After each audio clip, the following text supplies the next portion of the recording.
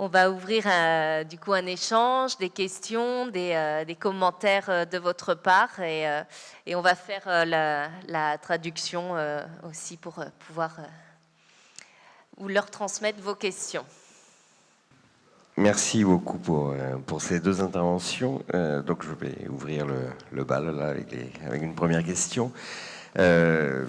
Et des interrogations qui sont bien sûr qui concernent là le Brésil, mais qui me semblent être très générales dans toute l'Amérique latine, même si vous avez montré des grandes différences entre l'utilisation de pesticides dans certains pays plus que dans d'autres. Alors, bien sûr, là, tout ce que vous avez dit fait écho à un très beau documentaire qu'avait fait Pino Solanas, qui s'appelle Viaje a los Pueblos Fumigados, sur l'Argentine, sur les dégâts du glyphosate. Donc, en français, c'était traduit par le grain livré. Et Pino Solanas était venu le présenter ici à Toulouse. On a eu l'occasion d'échanger avec lui, juste avant son décès.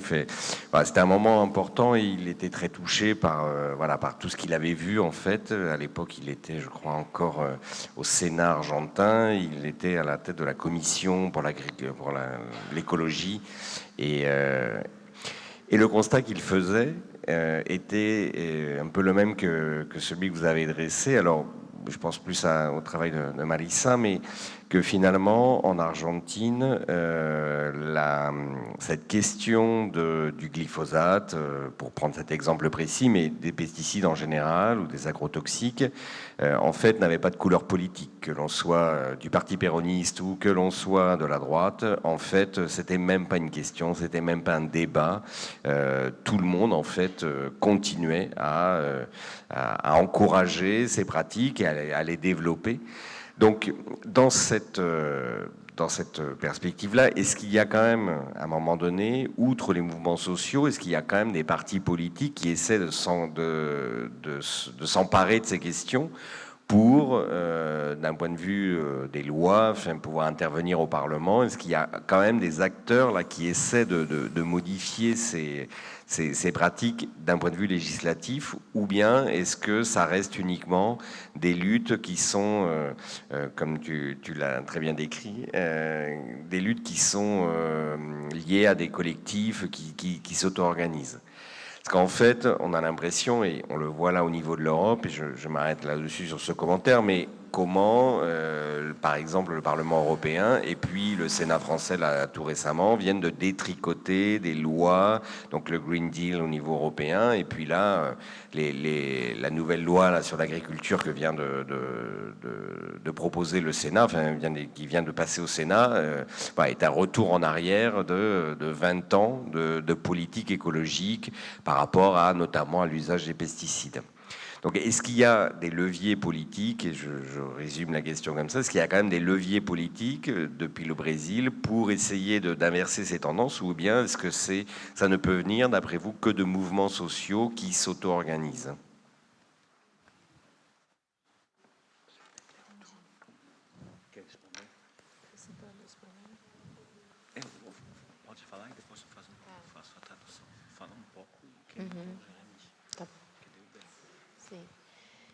Obrigada pela pergunta.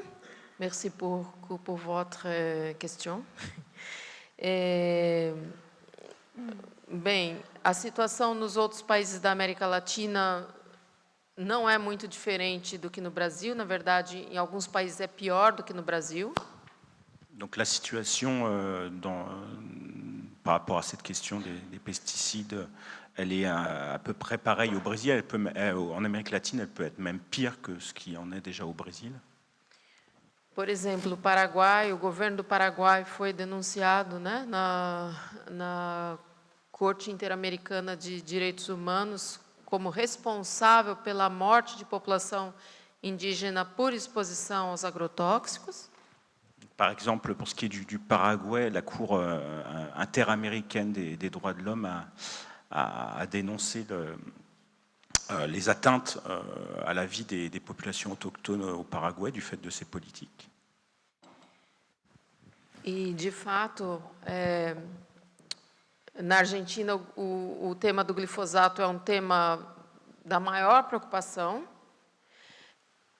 Donc, oui, En Argentine, vous m'entendez, ouais. En Argentine, oui, le problème du glyphosate est un problème majeur. Existe um movimento das mulheres na Argentina chamado Las Madres de Ituzaingó, as mães de Ituzaingó. Donc, il existe un mouvement de femmes, hein, les femmes de Ituzaingó. Les mères, pardon. Les mères. E elas foram as primeiras a denunciar os efeitos na saúde humana do uso de glifosato. Elas começaram a perceber nos filhos delas o número de casos de crianças com câncer. Alors pourquoi ce sont elles qui ont agi les premières? Parce que ce sont elles qui se sont rendues compte en fait de l'effet du glyphosate sur leurs propres enfants. Então, e foram chamadas, o nome do movimento é As Mães de Ituzaingó, e elas foram chamadas As Loucas de Ituzaingó. Et donc on les a caricaturées, ce n'étaient plus les mères, mais c'était les folles. E o que acontece muito em diferentes partes do mundo, enfim, tem esse viés de gênero também presente nesse tema. On voit bien que la perspective de genre ici, elle est aussi importante sur cette question.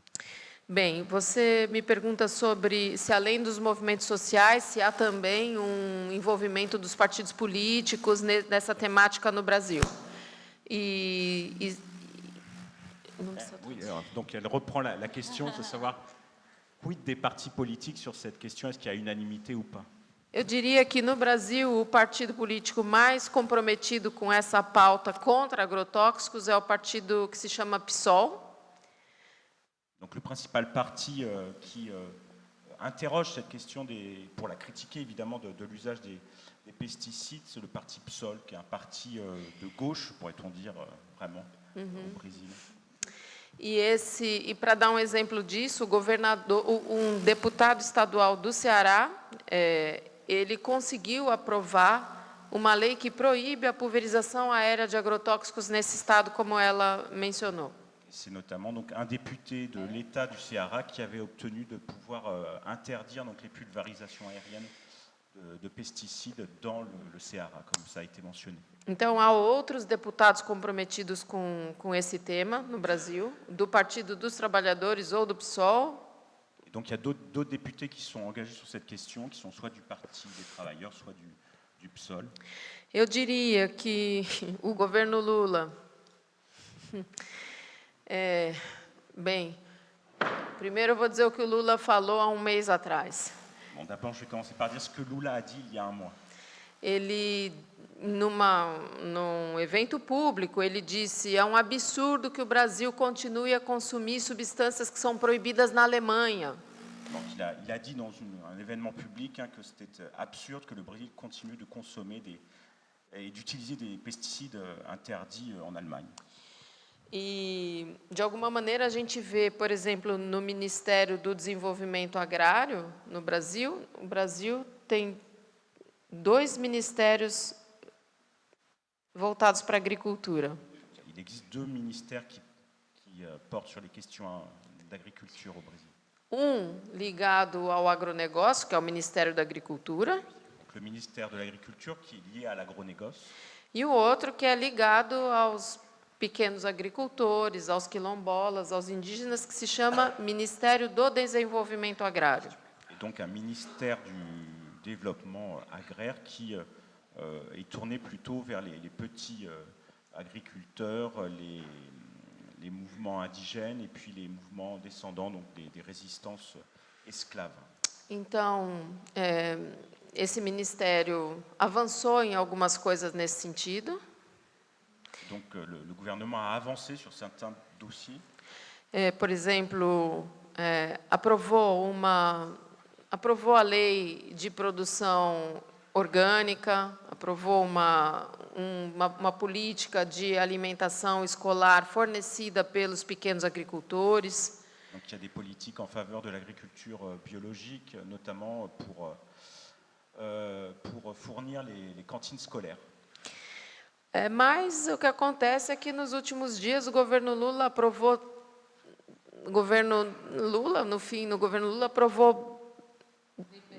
muitos agrotóxicos, muitos novos agrotóxicos. Et dans le même temps, donc, ce gouvernement a autorisé tout récemment de nouveaux pesticides. Então, o que eu vejo é, por isso, para mim, essa expressão colonialismo e colonialidade é ainda importante. Eu vejo o governo Lula refém, de alguma forma, desse enorme poder do agronegócio. Et donc, de mon point de vue, en fait, le gouvernement Lula, il est pris au piège, il est pris en otage par cette force de l'agronégoce, et c'est là qu'on revoit les logiques coloniales à l'œuvre, en réalité. Bom, vou pedir autorização para falar em português.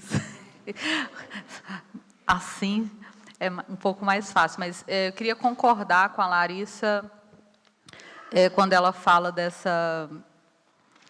do quanto o governo Lula está, parece, de mãos e pernas atadas. Donc, je suis d'accord avec Larissa quand elle dit que le gouvernement Lula est un peu coincé, pieds et mains liés. Porque o Brasil, como eu tentei trazer na minha fala, está vivendo um momento de uma grande polarização entre esquerda e direita, e a gente tem uma ameaça muito real de a esquerda, de o governo Lula perder nas próximas eleições. Parce que le Brésil est en train de vivre un moment de grande polarisation entre la droite et la gauche, et avec un risque important que le gouvernement Lula perde les prochaines élections. E quando a gente diz da centralidade do debate dos agrotóxicos, é porque ele mostra o peso, de fato, que o agronegócio tem no Brasil e como tem usado isso para pressionar o governo brasileiro a defender os seus interesses. Et quand on parle de la centralité de la question des agrotoxiques, c'est parce que c'est le poids politique du secteur de l'agronégoce et combien ils utilisent et ils font pression sur la sphère politique et sur le gouvernement. E só para dar um exemplo, eu faço parte da Comissão Nacional de Agroecologia e Produção Orgânica no Brasil, e a gente conseguiu aprovar o terceiro Plano Nacional de Agroecologia e Produção Orgânica esse ano de 2024. Et donc, elle fait partie de la Commission nationale pour l'agroécologie et la production biologique au Brésil. Et au sein de la CNAPO, donc de cette commission, elles ont réussi à faire approuver le troisième plan, terceiro plano Nacional de Agroecologia e Produção. national d'agroécologie l'an dernier. Mas o ponto mais importante para a gente na pauta era a aprovação do PRONARA, que é o Programa Nacional de Redução do Uso de Agrotóxicos. Mais le point le plus, le nœud qu'il y avait, le point le plus important, était l'approbation du PRONARA, donc qui est le Programme national de réduction des agrotoxiques. E foi o grande conflito em torno do plano, né? O debate em torno do plano foi a tensão que o Congresso Nacional fez para que o PRONARA não entrasse no Plano Nacional de Agroecologia e Produção Orgânica. Et le grand débat, qu'il y a eu, le grand conflit, c'est qu'il y a eu de fortes tensions, de fortes pressions du Congrès pour que le PRONARA ne soit pas inclus dans le plan national d'agroécologie. E nesse momento os movimentos sociais se reuniram, tivemos muitos conflitos, muitos debates, muitos entraves, e conseguimos, depois de muita mobilização no Brasil todo, incluir que o PRONARA fosse citado no Planapo. No entanto, o próximo desafio é elaborar esse programa e fazer com que ele seja, em alguma medida, implementado. Et donc avec beaucoup d'efforts de la part des mouvements sociaux, de se réunir, de débattre, de rentrer en conflit, et elles ont réussi à ce que le PRONARA soit inclus dans le plan, il soit cité. Mais le prochain défi, c'est de trouver les moyens de l'élaboration, de la mise en œuvre de ce plan, les moyens humains, politiques, écologiques, pour que ce plan soit mis en œuvre. Acho que é só exemplo de que tem uma luta, mas tem uma luta de lado, mas a gente também está lutando e resistente do outro lado. Et ça, c'est un exemple de combien, d'un côté, il y a une lutte, mais au sein même des espaces, il y a aussi des conflits, des tensions et des luttes internes pour faire avancer les choses.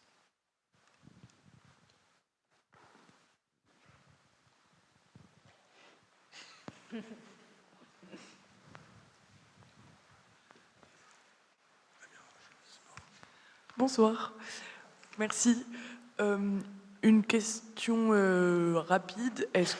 Au Brésil, il me semble qu'il y a plusieurs États, 26, 27. Bon. Est-ce que du coup, il existe des lois propres à certains États? Est-ce que, en gros, le système fonctionne un peu, je sais pas, comme aux États-Unis, et qu'on peut faire passer des lois protectrices dans des États, mais pas d'autres? Non. Ah, ok.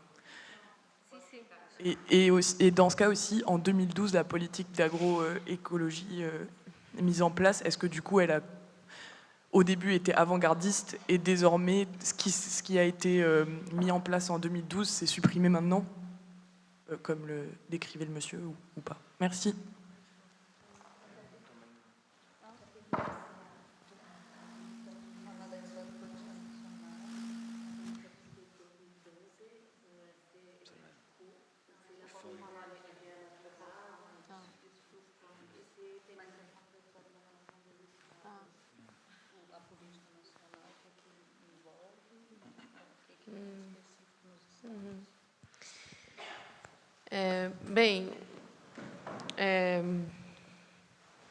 Algo parecido na organização política do Brasil com a dos Estados Unidos, embora não seja exatamente a mesma coisa.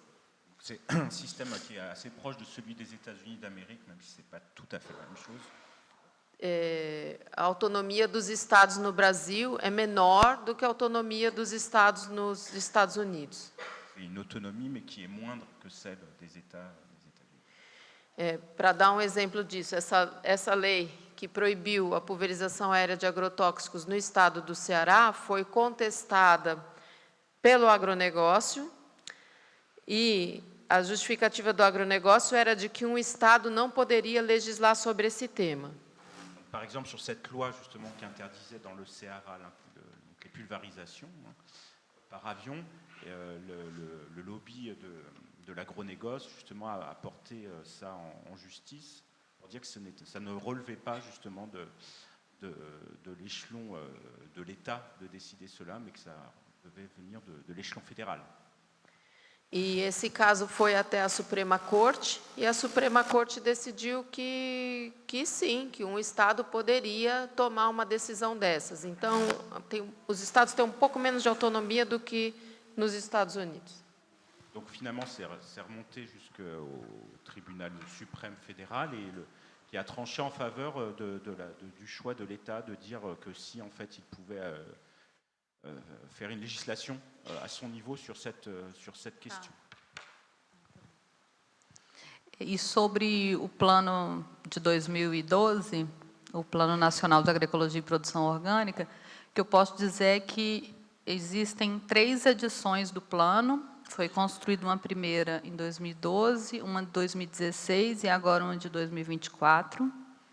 Sur ce plan d'agroécologie de cette politique publique de 2012, il y a eu 3 éditions différentes de ce plan.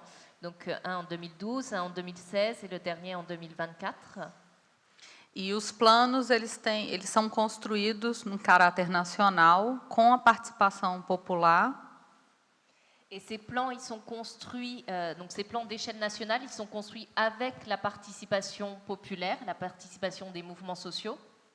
Mas o que a gente tem percebido é que a gente propõe, tem muitas propostas nos planos, mas pouco orçamento e garantia de que essas ações vão ser realizadas. Mais même s'il y a beaucoup de propositions qui passent dans le plan, il y a peu de financements qui sont débloqués pour les mettre en œuvre et donc peu de moyens et de capacités réelles de mettre en œuvre.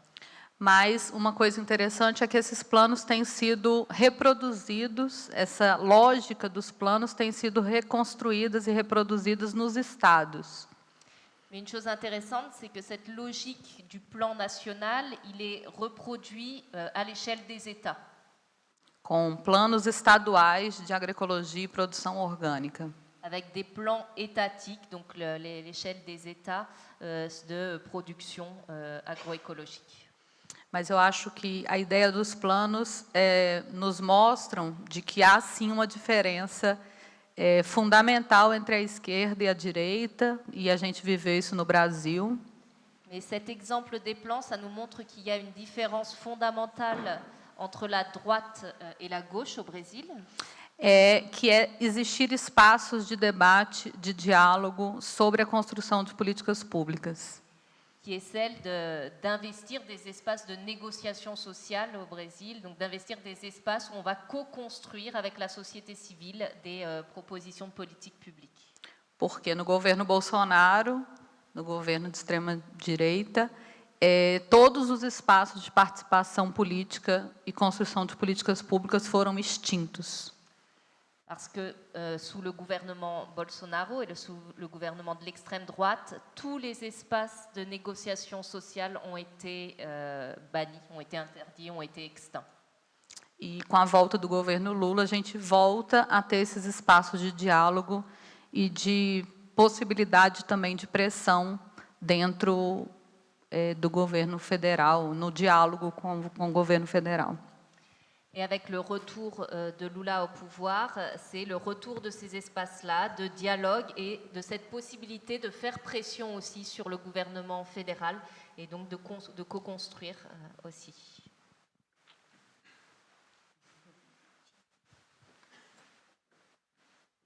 Bonsoir, je m'appelle Stéphane, je me présente, je suis paysan à Seyss, là, en plantes aromatiques et médicinales. Et je produis notamment des extraits fermentés, donc on appelle ici communément des purins. Donc, ce sont des produits qui consistent qui peuvent être utilisés pour fertiliser et aussi pour servir de pesticides donc naturels. Donc, ce sont donc des technologies paysannes. Donc, je voulais juste faire deux parties de mon intervention. Une pour vous dire que moi je commercialise mes produits sur le marché du Capitole tous les samedis et marché de Saint-Aubin le dimanche. On a un stand mutualisé avec des collègues. Et cette année, on voudrait aussi lancer une dynamique sur la question féministe, en fait, sur ce qu'on appelle ça les plantes féminines. Mais bon, disons sur la question féministe et l'approche, tous les liens qui peuvent être faits entre, on va dire, ces deux grands registres, pour aller vite. Et un autre témoignage, donc c'est la deuxième partie de mon intervention, c'est pour vous dire que dans le monde paysan et paysanne, on a beaucoup de difficultés encore aujourd'hui à s'organiser, à poursuivre la structuration de nos différentes, on va dire, activités, notamment à cause de la division du travail et surtout du marché. L'économie de marché, elle pose vraiment un problème structurel, de fond, structurant, qui, malgré toutes les avancées, tous les rapprochements dont on a besoin avec la société civile. Alors en plus en Occident c'est avec les villes, tous les rapprochements qu'on a besoin de faire encore et encore pour retrouver ce que c'est que la production alimentaire, hein. Enfin, c'est quand même répondre à un besoin vital. On a aussi besoin d'avoir des solutions de commerce. C'est quand même quelque chose qui reste, à mon avis, légèrement en dehors des réflexions, des discussions. Désolé pour le Larsen. Et voilà, je voulais juste témoigner de ça avec vous, et peut-être si vous avez, vous, une vision là-dessus, ou de la part des collègues au Brésil. Voilà, merci beaucoup. Stéphane a mentionné le rôle du purin. Purin et estrume, comme une façon de lutter contre les plantes, comme une alternative agrotoxique, né? Bien sûr, ouais. Como maneira tradicional de lutar com essas plantas.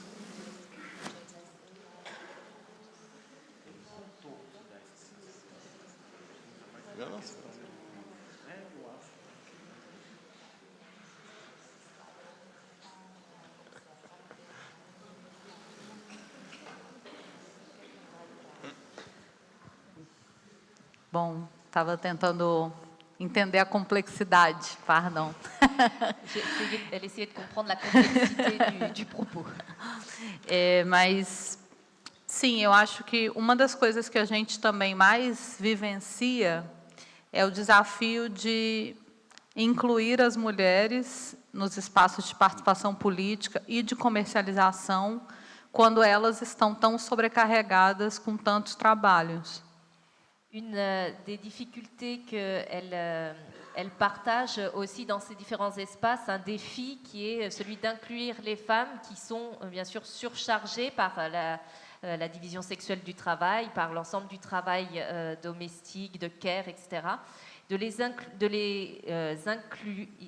c'est pas français ça, les inclure, pardon, dans les espaces de participation politique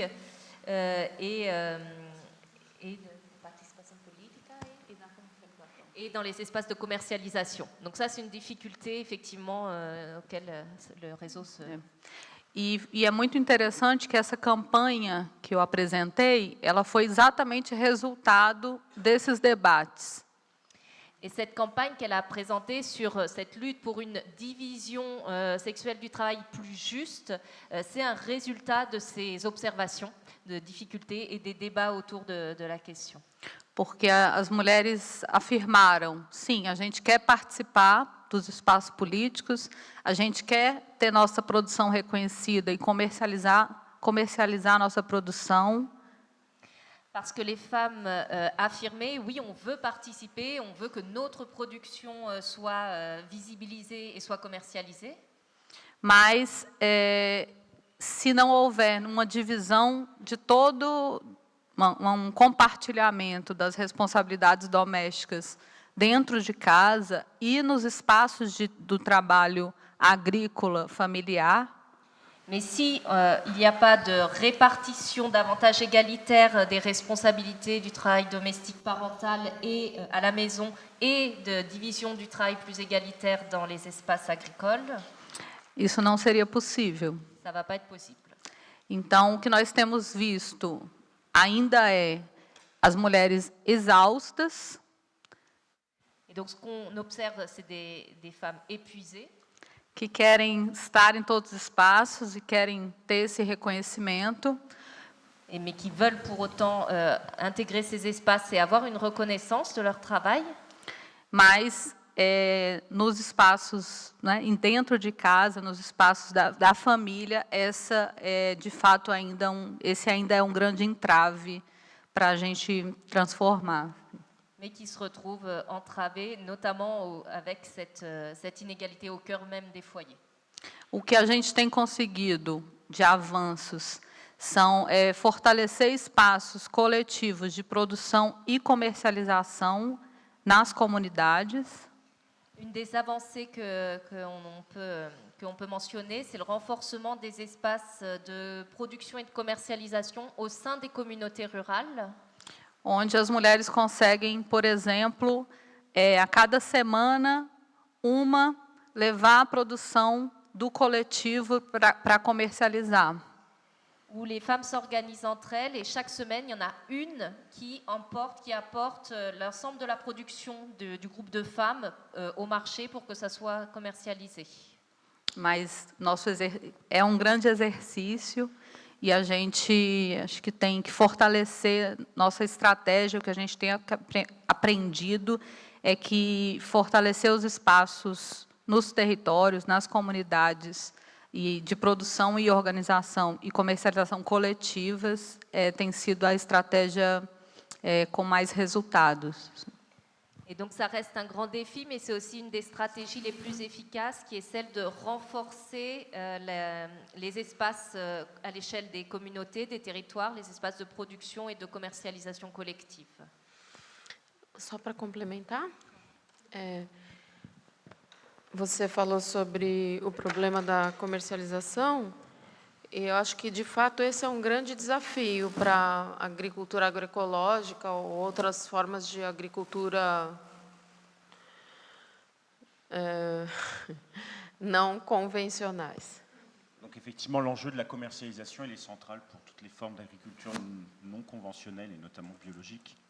Que, como você diz, precede essa forma envenenada de fazer agricultura. Qui sont des formes qui sont évidemment plus anciennes, traditionnelles, que ne sont les formes plus récentes de l'agro-industrie. O que eu acho que tem uma experiência que vale a pena mencionar no Brasil, uma não muitas, que são as feiras agroecológicas que acontecem nas universidades. Donc un bon exemple de cela, ce sont donc les marchés d'agroécologie qui se tiennent régulièrement dans les universités. Então, dentro do campus acontecem essas feiras, os camponeses vêm vender os seus produtos. Et donc ce sont les paysans qui viennent proposer leurs produits aux étudiants et au personnel des universités directement dans le campus, sur le campus.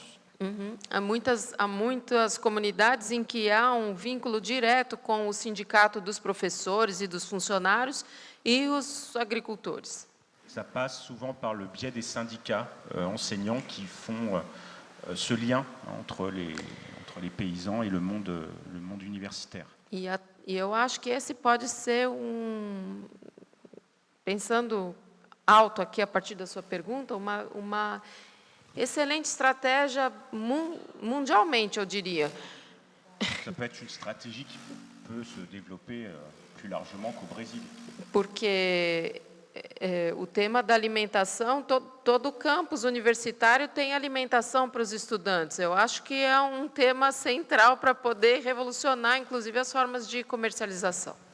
Parce que, évidemment, toutes les universités, il y a des possibilités de s'alimenter sur place, et donc il y a sûrement un biais ici intéressant pour commercialiser ces produits. E só um outro exemplo que eu também acho que é muito interessante é o dos movimentos sociais, como o MST, o Movimento Sem Terra, e o Movimento dos Pequenos Agricultores no Brasil, que tem organizado espaços nas capitais, nas grandes capitais, para comercializar a produção camponesa. Esses também têm sido espaços tanto de comercialização quanto de participação cultural, de debate político, que têm sido espaços muito importantes para a gente.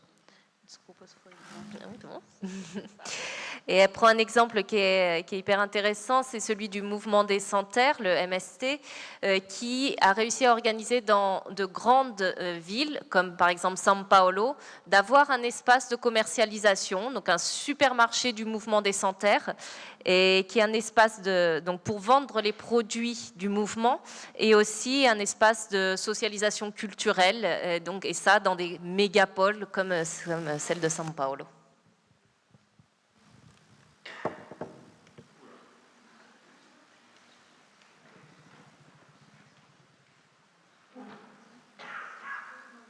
Vous pensez qu'il y a une prise de conscience générale dans la population, ou est-ce que c'est vraiment limité à quelques cercles justement militants, ou est-ce que ça commence à se généraliser? C'était ma question.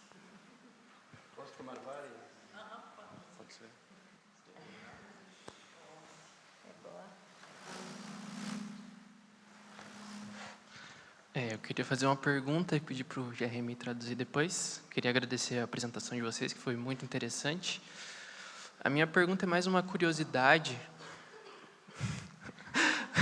Minha pergunta é mais uma curiosidade que recentemente foi firmado o acordo entre a União Europeia e o Mercosul. Vocês acham que isso vai colocar alguma pressão em reduzir o uso de agrotóxicos no Brasil? E se não, em função do Estado, do Executivo estar um pouco de mãos atadas em relação ao Legislativo, e essa união que vocês falaram entre as potências, os países europeus e a oligarquia brasileira, de incentivar o uso de agrotóxicos, vocês acham que essa pressão para a redução, ela deve vir do Brasil ou deve vir nesses países para reduzir essas vendas para o Brasil, né, as exportações? Et donc là, la question portait sur le récent accord entre l'Union européenne et le Mercosur et de libre-échange, et de savoir si ça pouvait être vecteur d'une réduction de l'usage des agrotoxiques et d'un nivellement par le bas en fait de ces réglementations, aussi du fait de cette alliance entre les industriels européens et l'oligarchie foncière brésilienne, ça allait au contraire peut-être empirer la situation.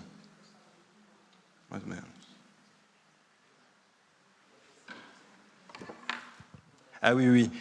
Et où est-ce qu'il faut agir? Est-ce que c'est au Brésil qu'il y a des leviers de pression pour réduire cet usage d'agrotoxiques, ou est-ce que c'est en Union européenne qu'il faut faire pression sur les industriels et la vente de ces produits-là?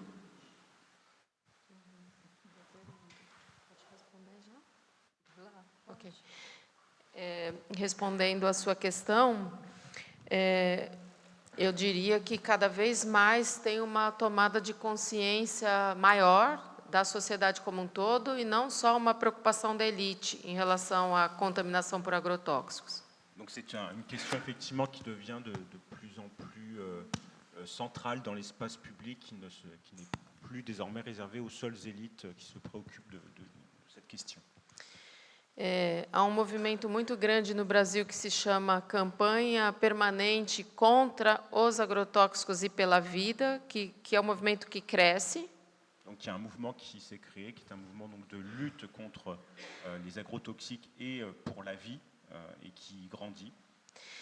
E para mim termômetro de como essa conscientização tem aumentado é o fato de que nas últimas eleições há muitos candidatos que têm esse tema como proposta de governo, a diminuição dos agrotóxicos. Donc un des témoins de cette évolution, c'est le fait que cette cause de la réduction des pesticides apparaisse de plus en plus dans les programmes politiques présentés aux élections. E sobre a sua pergunta, né, sobre o Mercosul e a União Europeia, o acordo, se isso vai diminuir, né, o uso de agrotóxicos. Bem, do lado do Brasil, quem faz pressão para que o acordo seja aprovado é a Confederação Nacional da Agricultura, é o agronegócio. E do lado da Europa, quem faz pressão é o setor industrial, e dentre os quais, principalmente, a indústria de agrotóxicos. Donc les lobbies les plus partisans de cet accord entre l'Union européenne et le Mercosur sont du côté brésilien, effectivement, les soutiens et les membres du lobby agro-industriel. Et du côté européen, ce sont notamment les industries chimiques qui produisent ces pesticides. Então, só para mostrar para você como esses dois setores estão juntos, eu quero dar exemplo. Pour montrer cette connivence, je vais vous donner un exemple. Eu publiquei relatório sobre o lobby das indústrias de agroquímicos europeias no Brasil. J'ai publié un article, c'est ça? Relatório, uma coisa maior. J'ai publié un rapport sur le lobby de cette industrie des pesticides au Brésil. E durante a minha investigação, eu me deparei com o fato de que escritório de lobby em Bruxelas era responsável por elaborar documento em favor do acordo Mercosul-União Europeia. Donc j'ai vu en faisant cette enquête que le bureau d'un lobby, de ce lobby présent à Bruxelles, avait rédigé un rapport donc, en faveur de cet accord avec le Mercosur. Quem financiava esse relatório era a Bayer. Et donc le financeur de ce rapport, c'était Bayer, dont on a parlé. E a pessoa responsável por esse relatório, ela é assessora da Confederação Nacional da Agricultura do Brasil. Et donc la personne qui a signé ce rapport est membre, on va dire, donc proche du lobby de l'agriculture conventionnelle industrielle au Brésil. Então, infelizmente, eu não acredito que a assinatura do acordo vá ajudar a reduzir o uso de agrotóxicos. Pelo menos, por enquanto, isso não está no texto do acordo. Donc, à mon avis, ça ne va pas, cet accord, favoriser la baisse de l'usage des pesticides au Brésil, et de toute façon, ce n'est pas mentionné comme tel dans l'accord. E uma outra coisa, se a pressão vem do Brasil ou vem de fora para diminuir esse uso de agrotóxicos, eu penso que dos dois lados. Et la pression pour faire que cet usage des agrotoxiques diminue, elle doit venir en fait des deux côtés. Eu acho que no Brasil, toda essa tomada de consciência que está existindo em função dos movimentos sociais e o fato da Europa se preocupar com o alimento que vocês estão consumindo. Então, eu acho que essas duas coisas juntas podem levar a uma alteração. Donc on peut espérer qu'il y ait une évolution dans le bon sens s'il y a une alliance entre les mouvements de lutte qui ont été évoqués aujourd'hui là au Brésil et puis une prise de conscience en Europe liée plutôt à la consommation d'aliments toxiques en réalité, produits en Amérique latine, enfin dans le Mercosur. Mas eu pessoalmente tenho trabalhado em favor da gente criar uma regulação internacional para agrotóxicos. Organisei uma conferência em Bruxelas em dezembro em torno desse tema. Donc, à mon avis, une clé peut être de passer par l'échelle internationale. Et donc, j'ai organisé une rencontre à ce sujet en décembre dernier à Bruxelles pour qu'il y ait finalement des accords internationaux sur l'usage des pesticides. Mas o cenário internacional parece não estar muito favorável. Avec un espoir réduit pour l'instant. Vou começar pela última. Eu acho só que, complementando, que, de toda forma, para nós dos movimentos sociais, da agroecologia no Brasil, esse é um argumento importante, né? Afirmar nas nossas lutas hoje que a importância de apoiar, investir na produção agroecológica no Brasil também é uma forma de melhorar a exportação de alimentos saudáveis para as outras, né, para a Europa e para os outros países do mundo. Et donc, elle précise que pour elle et eux du mouvement agroécologique au Brésil, une chose qui lui semble importante, c'est d'appuyer la production agroécologique in situ, mais aussi pour l'export de la production agroécologique en dehors vers l'Europe. Então, eu diria que é mais um argumento e um elemento para as nossas lutas no Brasil hoje. Et donc, c'est un argument supplémentaire pour soutenir, renforcer les luttes agroécologiques au Brésil aujourd'hui. E sobre a sua pergunta, eu acho que é importante afirmar que hoje consumir alimentos orgânicos ou agroecológicos ainda é mais caro. Et un des nœuds et une des choses importantes, c'est de rappeler que malgré tout, on est toujours face à au fait que consommer des produits agroécologiques, ça reste quelque chose qui est plus cher aujourd'hui. Então, ainda é mais inacessível, ainda é mais difícil escolher, ou poder escolher, consumir alimentos sem agrotóxicos. Donc ça agit, ça restreint le choix, entre guillemets, de pouvoir consommer agroécologique, et ça, c'est un poids à considérer. E essa também é uma das nossas lutas, é afirmar que a gente quer alimentos saudáveis para toda a população e não só para quem pode pagar por ela. Donc ça, c'est une des bannières de lutte aujourd'hui, d'affirmer et de pousser pour que la consommation d'aliments agroécologiques soit accessible à tous et que ça ne soit pas réservé à des groupes qui ont les moyens. E, por fim, só dizer que o processo da pandemia também trouxe iniciativas interessantes de comercialização da produção orgânica e agroecológica no Brasil. Et une chose qui a été intéressante pendant la période de la pandémie, ça a été aussi un moment où il y a eu des initiatives pour la production et la commercialisation agroécologique au Brésil. Tanto de uma busca maior da população de consumir alimentos mais saudáveis, Et une recherche de la part de la population en général de consommer davantage des aliments sains. mas também uma busca dos movimentos de fazer com que esse alimento chegasse até as cidades. Et aussi des efforts de la part des mouvements pour que les aliments agroécologiques arrivent jusqu'aux villes et ne restent pas circonscrits aux espaces du milieu rural. E tivemos algumas experiências muito interessantes, como a entrega de cestas nas casas das famílias, organizações coletivas de entrega da produção a partir de cestas na cidade. Et donc une chose qui a été une initiative qui a été renforcée, développée, c'est les paniers, donc de constituer des paniers agroécologiques et de les faire livrer dans les maisons directement pendant la pandémie et de les faire parvenir en dehors des lieux de production.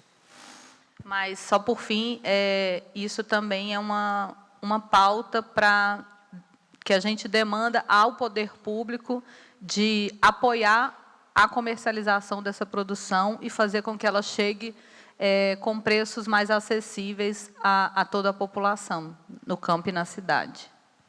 Et ça, c'est une manière de négociation avec les pouvoirs publics, de demander à ce que soit appuyée la commercialisation et soit appuyée une accessibilité économique des produits agroécologiques, et donc que les pouvoirs publics mettent en place des initiatives qui puissent soutenir ça. Est-ce qu'on attend pour une dernière question? Dernière. Donc, juste une question sur la porosité entre votre activité de recherche et le militantisme. Comment est-ce que c'est perçu, du coup, au Brésil, dans la recherche? Est-ce que c'est répandu ou pas? Voilà.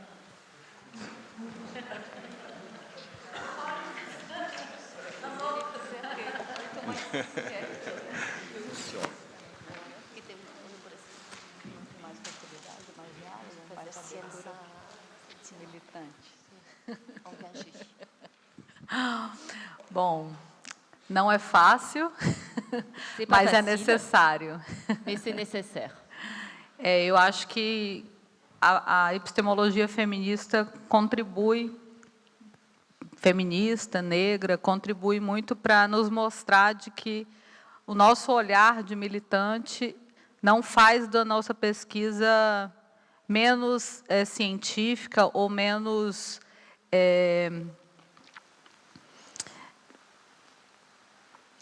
séria. Acho que é isso.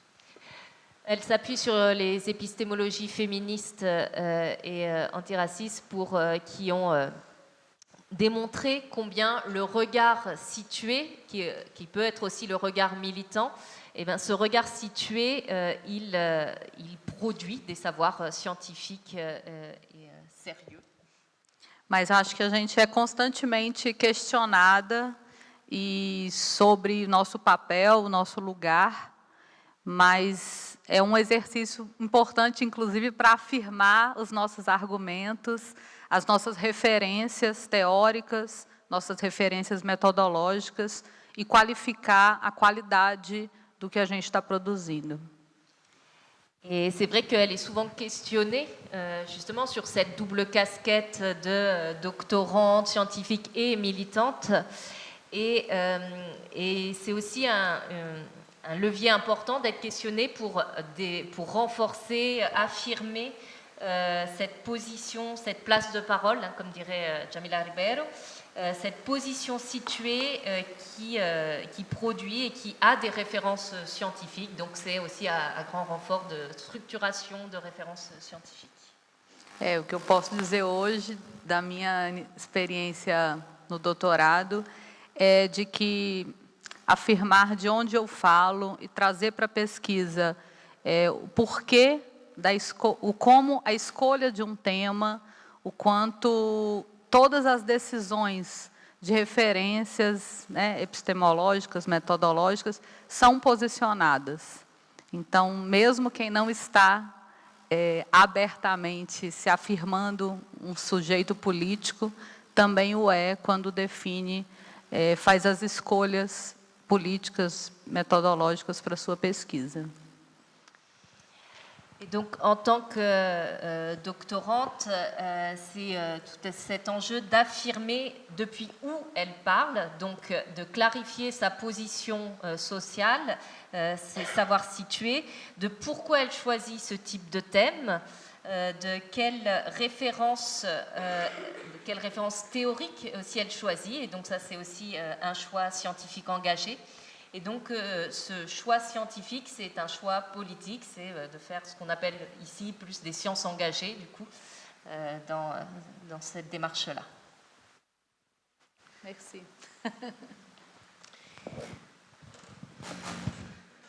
Bem, eu penso que a ciência tem que estar comprometida com a transformação da realidade e com o bem comum, senão não precisaria de ciência, senão não precisaria de pensamento intelectual. Eu não consigo ver ciência, atividade intelectual sem militância. Uma coisa implica a outra.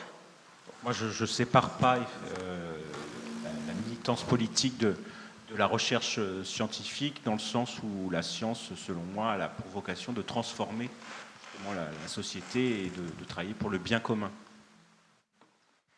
Obviamente que isso traz implicações. Eu, por exemplo, estou no exílio, mas é um caminho que a gente tem que traçar. Qual é a nossa contribuição para o mundo? Donc la question de savoir voilà, comment on peut chacun d'entre nous apporter quelque chose à la marche du monde, et dans mon cas, voilà, ça a impliqué, comme vous l'avez entendu tout à l'heure, son exil. Tem uma indígena brasileira que diz que o pai dela ensinava a ela que um dia nós seríamos, quando a gente morre, a gente é alimento para a terra. E a pergunta que esse povo fazia era: qual alimento você quer oferecer para a terra quando você morrer? Donc, elle mentionne ici donc une histoire d'une indienne, d'une autochtone, qui raconte que son père lui posait la question, voilà, lui disait, voilà, quand on meurt, on devient un aliment de la terre, et donc la question que je me pose, c'est voilà, qu'est-ce que j'apporte comme aliment au monde qui est le mien. Então, acho que essa é uma questão verdadeira para quem faz pesquisa e para todos nós, nas nossas áreas de atuação, como é que a gente se compromete com o mundo. C'est une question qui finalement intéresse le monde scientifique, mais aussi tout le monde plus largement. Comment on agit dans le monde et pourquoi. On va peut-être conclure sur cette dernière prise de parole. Merci beaucoup, Sarah et Larissa.